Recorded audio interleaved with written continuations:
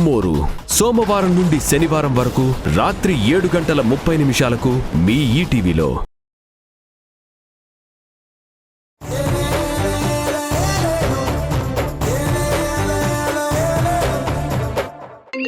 Phone చేస్తాడో లేదో అనుకున్నాను, చేశాడు. హలో. అదేంటది హలో చెప్పడం ఏదో అలిగామండి, అలాగే మాట్లాడతాం. ఇప్పుడు ఫోన్ చేశాను కదా, మళ్ళీ అలకేంటి? చేశారండి గొప్ప. ఫోన్ కట్ చేశారుగా ఇందాక. నేను కట్ చేశానా? నువ్వు కట్ చేసావు. నేను కట్ చేసినా మీరు కట్ చేసినట్టే లెక్క. అదేంటి నువ్వు ఫోన్ కట్ చేసినా నేను కట్ చేసినట్టే లెక్క? ఇదే ఊరు లెక్క. భార్య భర్తల లెక్క అలాగే ఉంటుంది. భార్య ఏ తప్పు చేసినా భర్తే సారీ చెప్పుకోవాలి.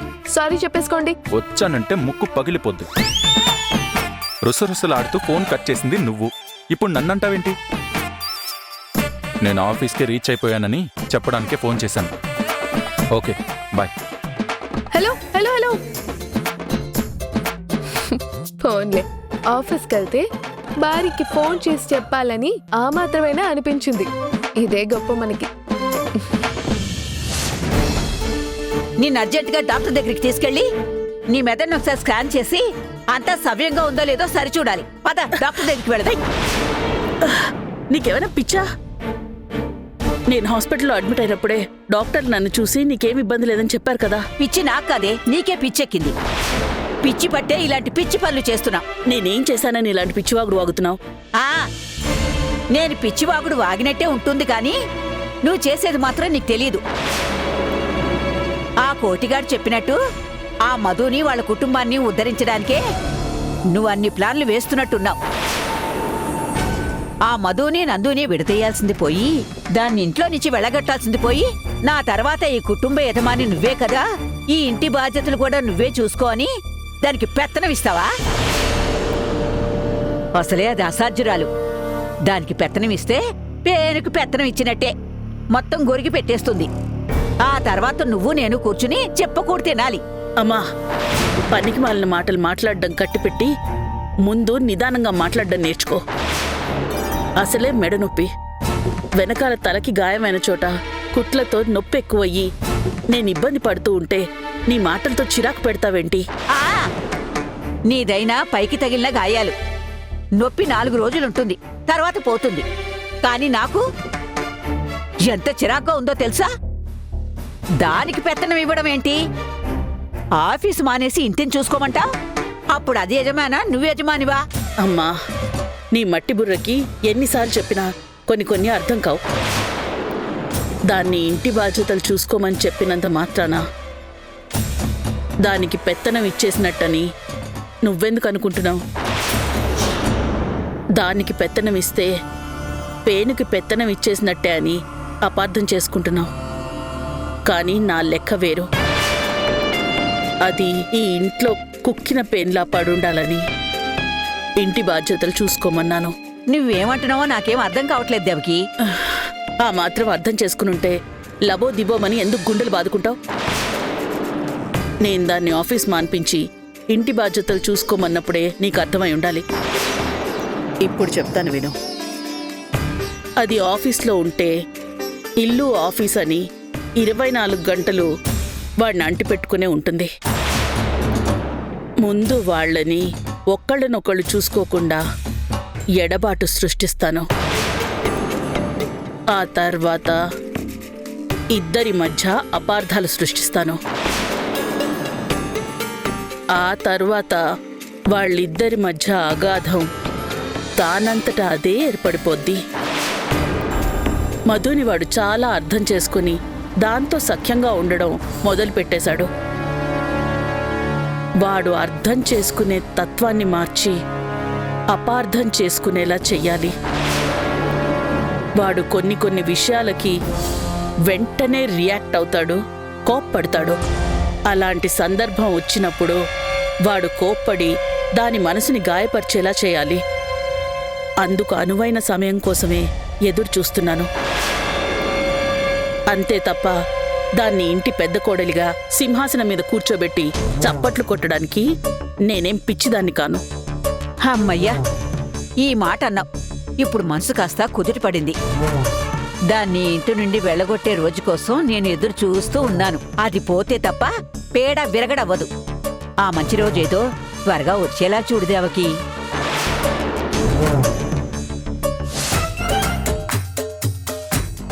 చెప్పండి, ఎందుకు పిలిచారు?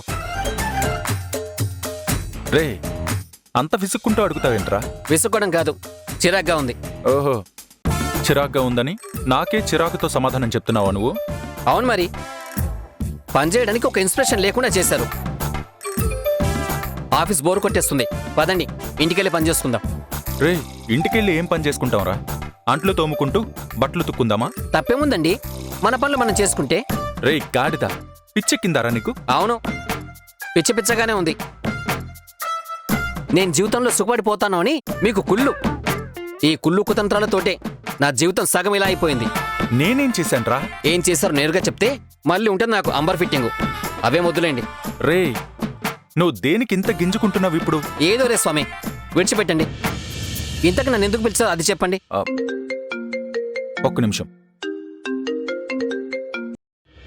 హలో, సాంప్రదాయనితో కొత్త ప్రాజెక్ట్ ఫైల్స్ 2 పంపించాను. అదొకసారి చూడండి. అందులో మార్కెటింగ్ స్ట్రాటజీ కరెక్ట్ గా ఉందా, మీకు కన్విన్స్డ్ గా అనిపిస్తే దాన్ని ఓకే అనుకుంటే మీరు అప్రూవల్ ఇచ్చేసేయండి, ప్రొసీడ్ చేస్తాను. అలాగే. ఇంకా ఇంకేముంది చెప్పాలి? మీరేం చెప్పరా? నేనేం చెప్పను. చెప్పాలనుకుంటే బోలెడు చెప్పొచ్చు. చెప్పడానికి ఏముంది? పని చేసుకుంటున్నా, నువ్వు ఫోన్ చేసావు. ఓహో, మీరు పని చేసుకుంటుంటే నేను డిస్టర్బ్ చేశానని అంటున్నారా? సర్లే, మీరు పని చేసుకోండి, నేనెందుకు డిస్టర్బ్ చేయడం? అరే, అన్నిటికీ పెడార్థాలు తీస్తావు. నువ్వేదైనా చెప్పదలుచుకుంటే చెప్పు.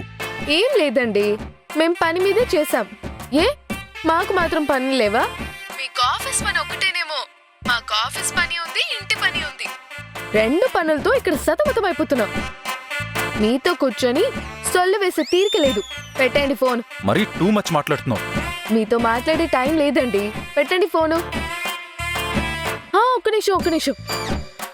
2 పనుల్లో సతమతమవుతూ ఒక విషయం చెప్దామనుకున్నా, అది మర్చిపోయాను. సుధీర్ దారిలో ఉన్నాడంట, ఇంకో అరగంటలో ఇంటికి వచ్చేస్తారట. మెసేజ్ పెట్టారు. ఓ అవునా, సరే. ఇంకా ఇంకేం లేదు. ఇంకేం లేదా? అయితే ఓకే. ఇంకేం లేదంట లేదు, మాట్లాడొచ్చు కదా. రే, ఏమైందిరా వీళ్ళకి? ఫోన్ చేస్తారు, ఏంటి అని అడుగుతారు, ఏముంది చెప్పమంటే ఏమీ లేదా అని కోపంగా మనల్ని అడిగి తిట్టేస్తారు. ఈ ఆడాళ్లతో చాలా కష్టం రా బాబు. కష్టమో నష్టమో, మీరు ఆ కష్ట నష్టాలైనా ఎంజాయ్ చేస్తున్నారు. మాదేముంది, జీవితం మొత్తం కష్టాలు తప్ప. నువ్వెందుకురా ఇంత చిరాకు పడుతున్నావు? పడతాం, కర్మ. రే, ముందా చిరాకు పడ్డం ఆపి ఒకసారి సుధీర్ అకౌంట్స్ తీసి వాడు ఎంతెంత ఖర్చు చేశాడో చెప్పు. ఒక్క నిమిషం సార్.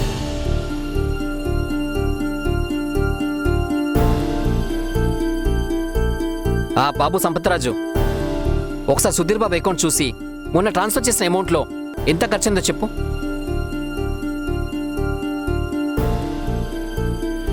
అవునా, సరే. ఏంట్రా? అసలు రూపాయి కూడా ఖర్చు పెట్టలేదంట సార్. ట్రాన్స్ఫర్ చేసిన అమౌంట్ చేసినట్టే ఉందంట. ఏంటిది? వాడు వారం రోజులు ట్రిప్కి వెళ్ళాడు, డబ్బులు ట్రాన్స్ఫర్ చేశాను, వాడి క్రెడిట్ కార్డ్ యాక్టివ్ చేశాను, ఏమీ ఖర్చు పెట్టలేదా? ఏంటసలు రూపాయి ఖర్చు పెట్టలేదు, మరేం చేసినట్టు? ట్రావెలింగ్కి, హోటల్కి, వాడి ఖర్చులకి, వీటన్నిటికీ ఎలాగా? వాడు ఏం చేసినట్టు? రే, ఒకసారి వాడి సోషల్ మీడియా అకౌంట్ ఓపెన్ చేయి. Okay bus.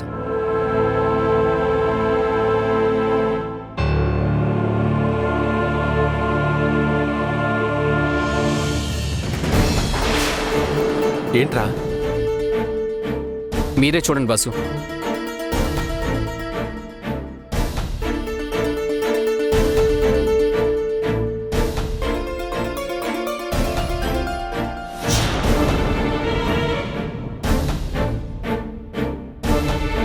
వీడు వారం రోజులు ట్రిప్కి వెళ్తానని, మంచిగా ఉంటానని నమ్మించి వెళ్ళి చేయాల్సిన సర్వ దరిద్రాలన్నీ చేశాడు.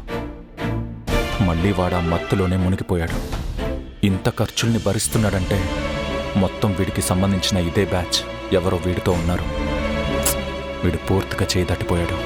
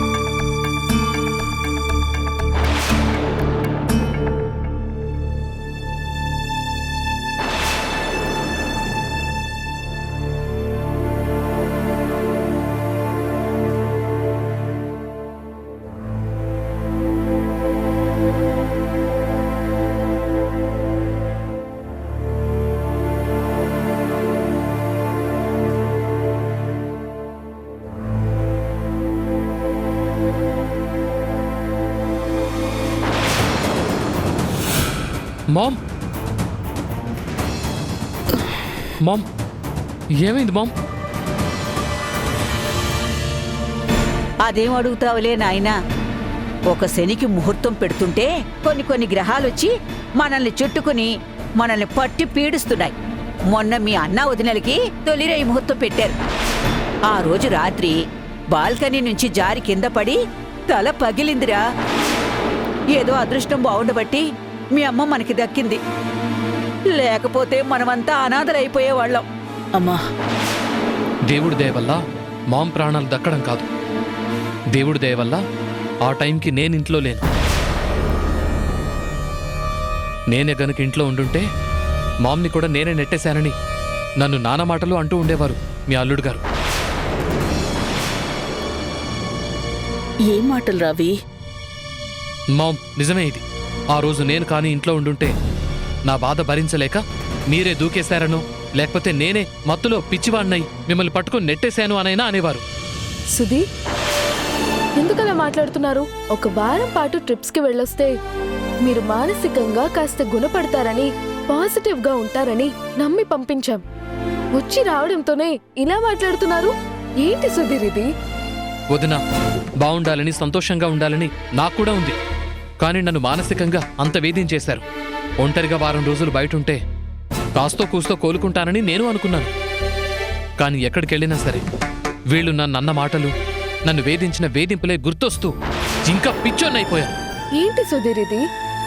నువ్వు చిన్నపిల్లాడివేం కాదు. నీ స్థితేంటో తెలుసు, నీకు ఎలా ఉండాలో తెలుసు.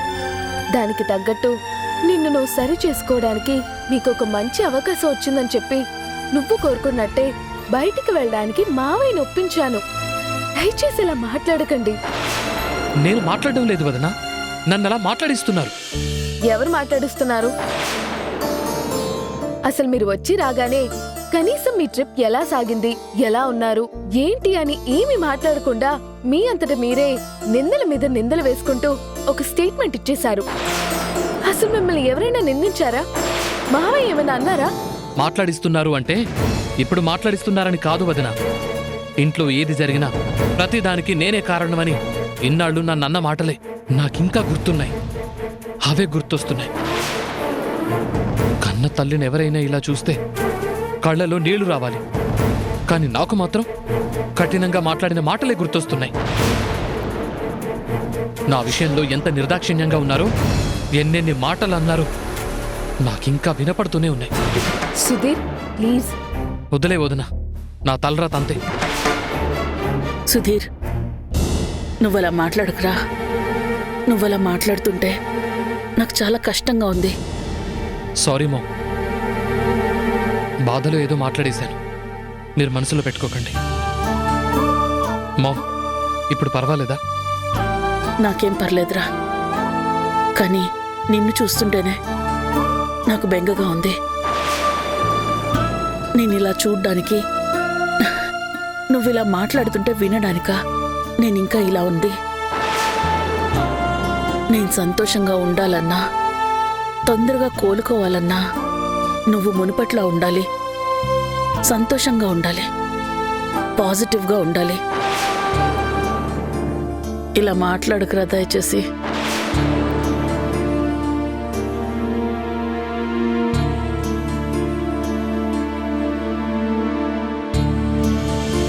అంతా నా కర్మ.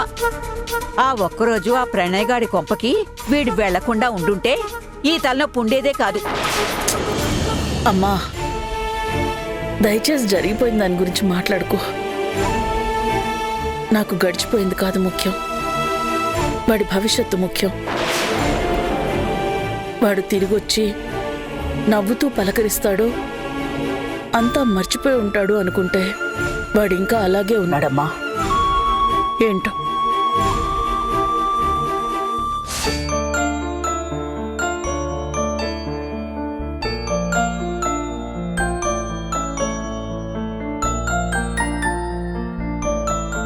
మీరు కోప్పడినంటే ఒక విషయం మీతో మాట్లాడతాను. నేను కోప్పడే విషయం, నేను డిస్టర్బ్ అయ్యే విషయం అయితే మళ్ళీ ఆ విషయం మాట్లాడి ఎందుకు నన్ను డిస్టర్బ్ చేస్తావు రమణి? నాయనా, నువ్వు అవతల మనిషిని మాట్లాడనీయకుండా అలా నోరు మూసేస్తే ఇంకేం మాట్లాడతారా? భార్యాభర్త అన్న తర్వాత కష్టసుఖాలు పంచుకోవాలి కదా. ముందు తను చెప్పేది విను. కనీసం తన మనసులో భారాన్నైనా దింపుకునే అవకాశం ఇవ్వకపోతే ఎలారా? నీ కోడలు దేని గురించి మాట్లాడుతుందో నాకు తెలుసమ్మా. తన మనసులో భారాన్ని దింపుకోవడానికి చెప్పదలుచుకుంటే చెప్పని, నేను ఇప్పటికే చాలా భారాన్ని మోస్తున్నాను. అదే బాధలో బతుకుతున్నాను. మీరు మాత్రమే బాధపడటం లేదు, మీరు బాధపడుతూ అందర్నీ బాధ పెడుతున్నారు. నేను ఎవరినీ బాధ పెట్టదలుచుకోలేదు. మీరు బాధపడుతుంటే దానికి నేనెలా కారణం అవుతాను? మరి ఎలా కాదంటావేమిట్రా? కన్న కూతుర్నే శత్రువులా చూస్తున్నావు. అది ఇంట్లో ఉన్నా క్షమించమని ఎంత వేడుకున్నా నువ్వు దాన్ని పట్టించుకోవడం లేదు. ఒక్క మాట కూడా మాట్లాడడం లేదు. అయినా ఆవిడ ఇంటికొచ్చింది కదా, నాకిష్టం లేకపోయినా కొన్ని తంతులు నా ముందే చేయించారు. బలవంతంగా నా చేత్తో ఆశీర్వదించేలా చేశారు. అందరి దృష్టిలో అది ఆశీర్వచనం కావచ్చేమో కానీ అది నా కడుపు కోత. మీరిలా మాట్లాడడమే మాకింకా బాధగా ఉందండి. ఇంకా ఆ బిడ్డ మీద ఎంత కోపాన్ని చూపిస్తారు, ఎంతకాలమని ద్వేషిస్తారు? నేను ఎవరిని ద్వేషించటం లేదు. నా నరకలో నేను బతుకుతున్నాను. అదే ఎందుకలా బతకాలి అంటున్నా. దాన్ని క్షమించేస్తే నీకా బాధ ఉండదు కదరా.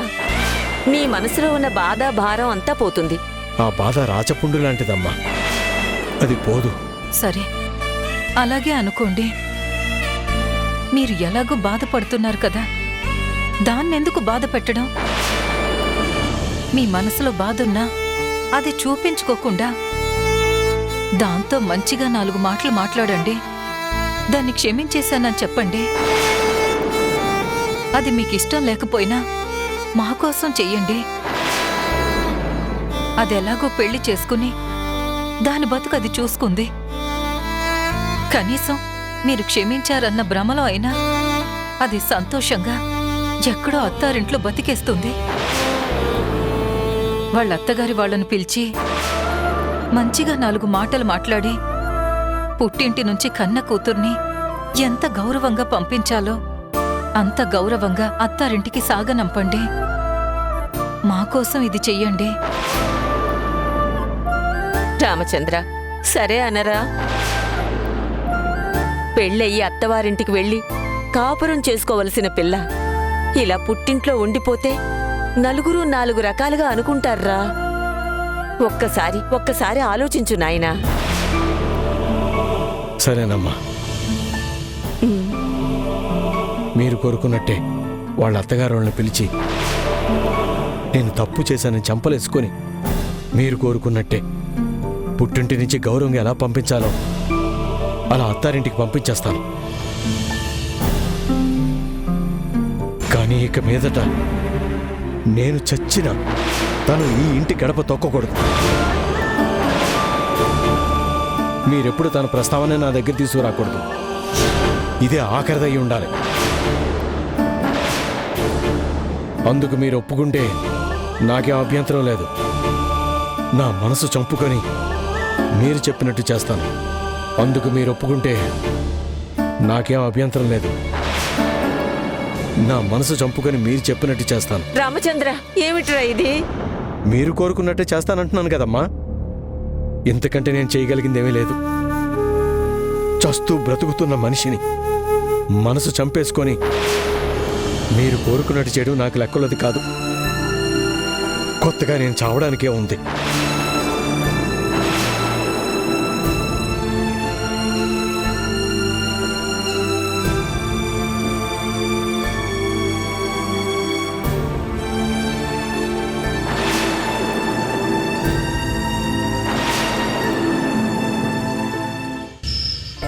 అత్తయ్య, జ్యూస్ చేసి తీసుకురమ్మంటారా? ఇప్పుడేం వద్దులే మధు.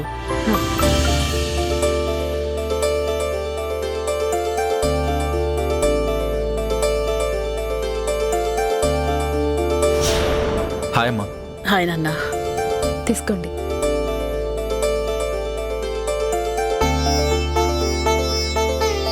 చూసావా, ఆఫీస్ మానేసి ఇంటి బాధ్యతలు చూసుకో అనగానే నేను నిన్ను పట్టించుకునే ప్రతి విషయం మధు పట్టించుకుంటోంది.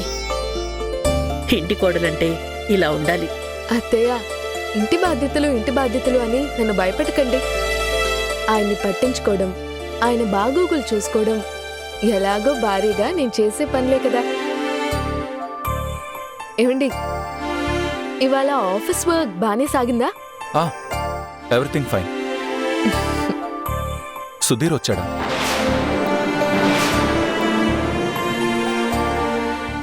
వాడు బయటికి వెళ్ళి ఏం నిర్వాకం చేశాడో చూడు. అందరినీ కన్విన్స్ చేసి పంపించావు. తీరా వాడు చేసింది ఇది. నీకు కొన్ని చేత కానప్పుడు కొన్ని విషయాల్లో కలుగజేసుకోకూడదు. ఆ ప్రణయ్ గాడి వల్ల నా కొడుకిలా దోషిలా నిలబడ్డాడని, వీళ్ళు అనవసరంగా వాడిని నిందించారని మీ బావ నందు తెలుసుకునేలా చేస్తాను. ఇంకొకసారి వాడి విషయంలో నువ్వు కలుగజేసుకోవద్దు.